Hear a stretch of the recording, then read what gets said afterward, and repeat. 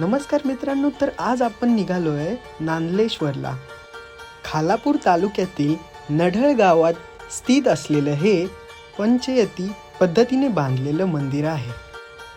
नांदलेश्वर मंदिर भगवान शंकराला समर्पित असून येथे शिवलिंगाची स्थापना केलेली तुम्हाला आढळेल. इथे गेल्यानंतर ना तुम्हाला प्रथमच साईबाबांचं मंदिर दिसेल. साईबाबांचं दर्शन घेतल्यानंतर ना आम्ही पण निघालो पुढच्या मंदिराकडे. पुढे गेल्यानंतर ना आपल्याला गणपती बाप्पाचं मंदिर दिसेल.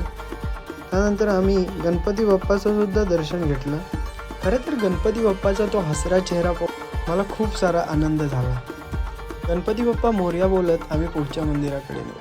पुढचं मंदिर हनुमंतरायाचं आहे.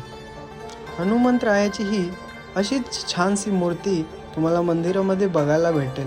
त्याचनंतर पुढचं मंदिर आपल्याला शंकराचंच म्हणजे आपल्या महादेवाचं दिसेल, जिथे मंदिराच्या गाभाऱ्यामध्ये शंकराची पिंड ठेवलेली आहे.